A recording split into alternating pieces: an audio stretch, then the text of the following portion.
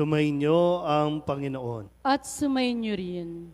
Ang mabuting balita ng Panginoon ayon kay San Marcos. Papuri sa iyo, Panginoon.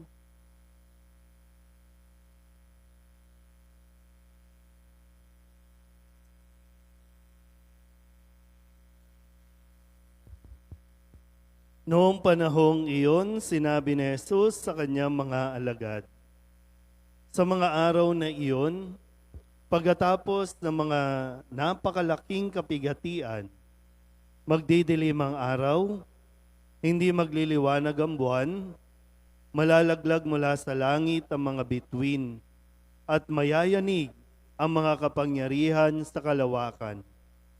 At makikita ang anak ng tao na nasa alapaap, dumarating na may dakilang kapangyarihan at malaking karangalan. Susuguin niya ang kanyang mga anghel sa apat na panig ng daigdig at titipunin nila ang mga hinirang ng Diyos mula sa lahat ng dako. Unawain ninyo ang aral mula sa puno ng igos. Kapag sumisipot na ang mga dahon sa sanga nito, alam ninyong malapit na ang tag-araw. Gayon din naman, kapag nakita ninyong nangyayari na ang mga bagay na ito, malalaman ninyong malapit na ang panahon ng pagparito niya. Nagsisimula na. Tandaan ninyo, magaganap ang mga bagay na ito bago mamatay ang mga taong nabubuhay sa ngayon. Mawawala ang langit at ang lupa, ngunit ang mga salita ko'y hindi magkakabula. Ngunit walang nakaalam ng araw o oras ng pagsapit niyon, kahit ang mga anghel sa langit o ang anak man, ang Ama lamang ang nakaalam nito. Ang mabuting balita ng Panginoon. Pinupuri ka namin, Panginoong Hesukristo. Isang magandang umaga po sa inyong lahat. Ngayon po ay tatlong linggo sa karaniwang panahon. At kung tutusin, ito na po ang huling linggo at sa susunod ay pagdiriwang na natin ang dakilang kapistahan ng Kristong Hari. Yun na rin ang hudyat ng pagtatapos ng taon sa liturhiya natin. At yung susunod ay papasok na tayo sa mga tinatawag nating panahon ng Adbyento. So yung pagtatapos at pagsisimula na muli, no, yung cycle. Matatapos, magsisimula. Ganon din naman ang buhay natin.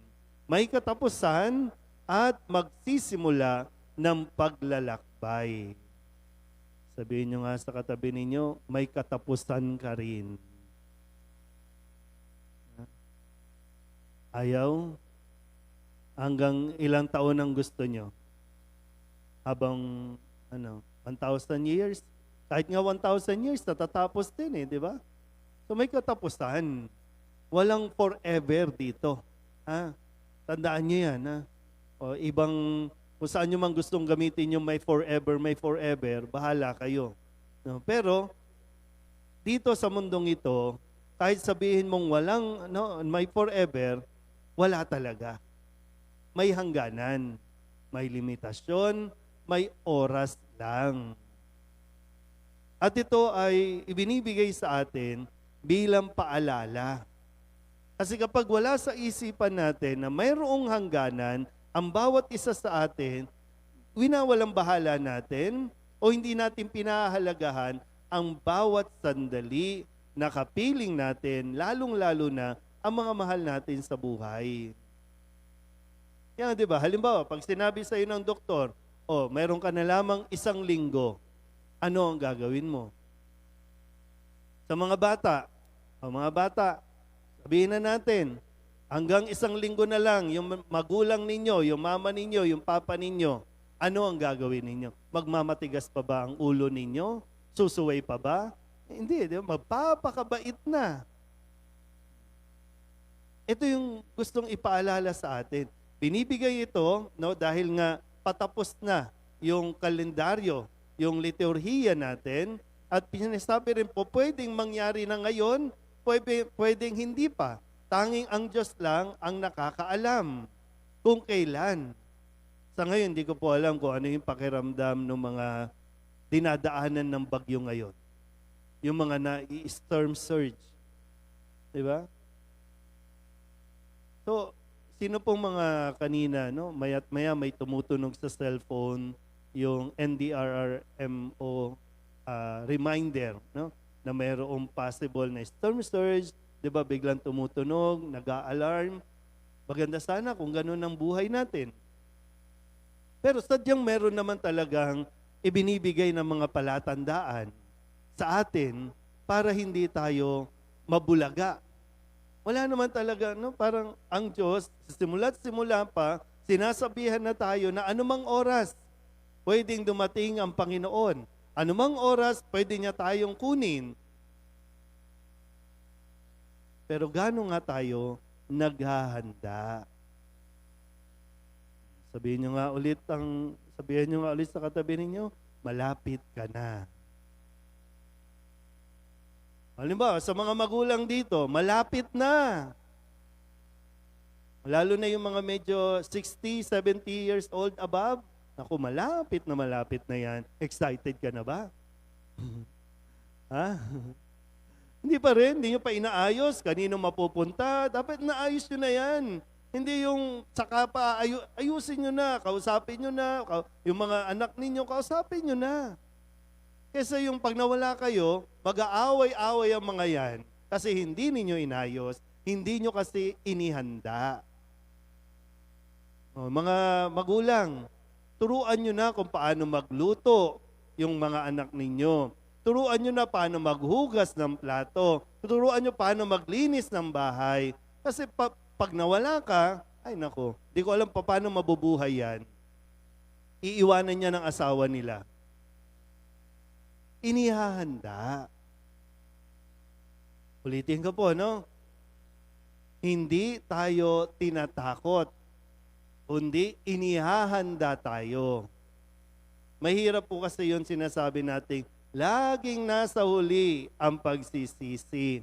Pwede namang unahin yung pagsisisi para hindi tayo mahuli. Kanina, no, binibiyan ko na halimbawa itong mga batang ito, di ba? Kung alam natin, di ba, magmamatigas pa ba tayo ng ulo? Hindi mo pa rin ba aayusin yung ugnayan, yung relasyon? Tapos iiyak-iyak, di ba? No? Ganun, iiyak-iyak. Bakit ngayon pa? At kailan mo nga gusto? Pero yung reality din, at bahagi ito ng ating pananampalataya, may buhay sa kabila. Matatapos ang buhay dito, pero magsisimula ang buhay sa kabila. Pero dalawa lang ang ating kahantungan. Either buhay na walang hanggan o buhay na walang katapusang paghihirap. Yan yung sinasabi sa atin sa unang pagbasa sa aklat ni Propeta Daniel. Darating si San Miguel, ang anghel, ang tagapagtanggol, ang protector, ang defender natin. Pero sabi, darating siya para kunin yung mga naging tapat sa Panginoon. At doon dadalhin sa langit. Sinabi rin ni Jesus sa ating ebanghelyo, susuguin ang kanyang mga anghel para tipunin ang mga hinirang ng Diyos. Pero yung naging matigas ang ulo, sumuway, pwedeng kukunin pero dadalhin doon sa impyerno. Langit o impyerno? Saan mo gusto? So ngayon pa lang, sa uri ng pamumuhay natin, kung sakali, ngayon, lumindol, bumagsak ang mga mga bituin, talagang mabura tayo dito, saan tayo? Wala. Diba? Iisipin lang natin lagi. No? Ulitin ko po ha, sa taong nananalig sa Diyos, hindi ito matatakot. Pero doon sa mga medyo alanganin, naku, Lord, wag muna ngayon. Minsan yung sinasabi natin na, wag muna Lord, naku, kasi mayroon pa akong misyon. Di ba, may ganun tayo, no? May misyon pa ako, marami pa akong misyon. Hindi mo nga sinisimulan eh. Kung kailan siya, andyan na, doon ka palang magkukumahog. Eh, anong petsa na? Yes, ayusin natin. No? Si Kristo, ang sabi sa ating ikalawang pagbasa sa sulat sa mga Hebreo, inihandog niya na, one time, big time. Inihandog niya ang kanyang sarili para sa ating kaligtasan. Inihandog niya na. Pero kailangan din nating tanggapin. Kailangan tanggapin natin. Kung hindi mo tatanggapin dito sa lupa, eh anong karapatan nating makapasok sa langit? Kung dito, ayaw. Naintindihan ba, mga bata? Ha? O, anumang oras po pwedeng mawala ang mga magulang, ha? Pero kukunin nyo ng Diyos. Mauuna yon sa langit. Kaya ngayon pa lang, dapat mas nagiging masunurin. Yung mga anak, no? Dapat mas nagiging mapagmahal. Para mas maging masaya yung bawat sandali ng ating buhay. At mas itutuloy yung saya doon sa langit. Sabihin nyo nga ulit sa katabi ninyo, ayusin mo na ang buhay mo. Pero kung ayaw mo pa rin, eh bahala ka, huling araw mo na ito. Huling simba mo na ito. Kung ayaw mo pa rin, bahala. Pero, ganun naman, no? Pero nawa, sa awa at abag ng Diyos, maging handa nawa tayo sa pagharap sa Kanya. Amen? Magsitayo ang lahat. Ipahayag natin ang ating pananampalataya.